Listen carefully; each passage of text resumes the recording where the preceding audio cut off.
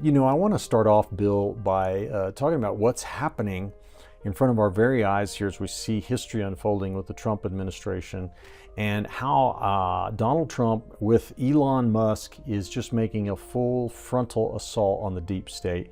What are you seeing, and how significant is this? Yeah, this is completely rare in world history. I've spent several years of my life going through every single century of world history to see what the type of government is. And of course, the norm is kings, gang leaders, Nimrod, Pharaoh, Caesar, Kaiser, and they keep getting bigger because with the latest military advancement, the kings can kill more people. With the latest technological advancement, kings can track more people. Augustus Caesar wanted a worldwide tracking system called the census. Right? If he could have had 5G and cell phones and facial recognition software, he'd attempted to use that. But they keep getting bigger and bigger. The King of England had the biggest, right? But then it changed to financial, and now we got globalists, and they want a world empire. And you mix that with communism, wants a global empire, Islamists want a global empire, and we see them been working together, and then Trump comes along and throws a monkey wrench in their plans and says, no, we want to strengthen America, make America great.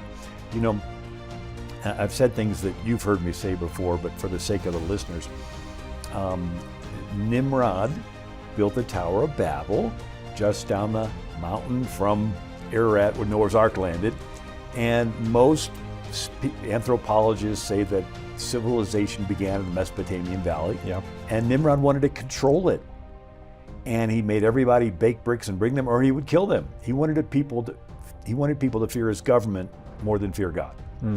And since the population of the world is centered there and he wanted to control it, in a sense he was the first globalist. He was the first one that wanted a one world government with him at the top, fearing his government more than fearing God.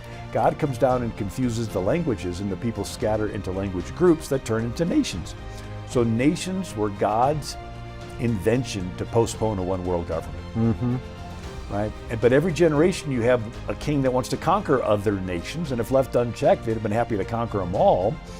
And but it's rare, extremely rare, to have somebody say, no, we want to dismantle this, we want to strengthen the nation of America, and everybody should want to strengthen their own nations.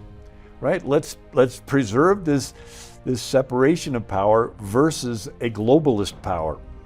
And Trump is their nightmare. And I think God is giving us a chance. And I think it is a chance.